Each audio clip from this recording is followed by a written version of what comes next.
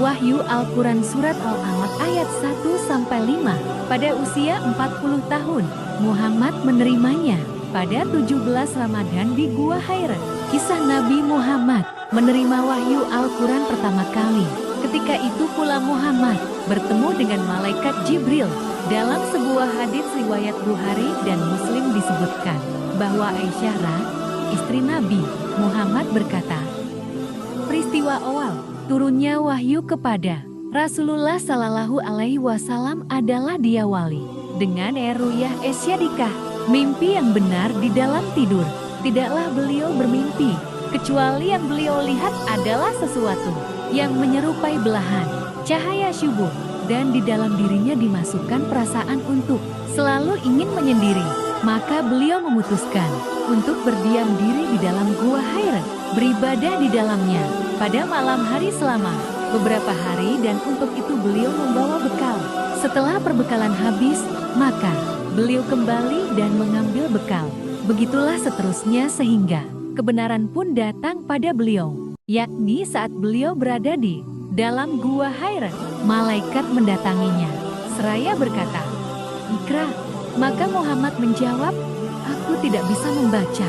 Beliau menjelaskan, lalu malaikat itu pun menarik dan menutupiku, hingga aku pun merasa kesusahan. Kemudian malaikat itu kembali lagi padaku dan berkata, "Ikra." Aku menjawab, "Aku tidak bisa membaca."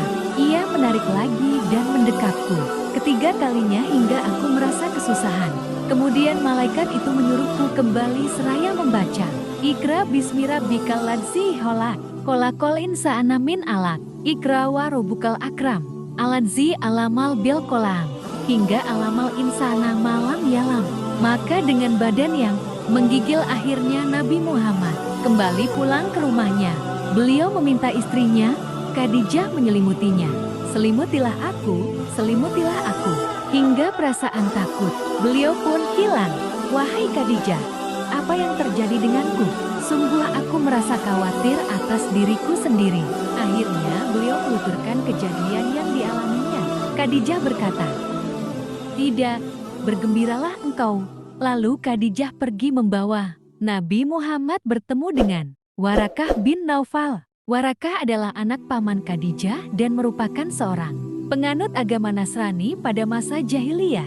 Dia yang menulis kitab Arab. Dia menulis kitab Injil dengan bahasa Arab. Saat itu dia telah menjadi syekh yang tua renta lagi buta. Khadijah berkata padanya, "Wahai anak pamanku, apa yang telah kamu lihat?" Maka Nabi Muhammad mengabarkan padanya kejadian yang telah beliau alami. Kemudian Warakah berkata, "Ini adalah namus yang pernah diturunkan kepada Nabi Musa." Namus adalah malaikat. Dari situlah diketahui bahwa Nabi Muhammad dikukuhkan statusnya sebagai Rasul. Muhammad pun menerima perintah menyampaikan serta mendakwahkan agama Islam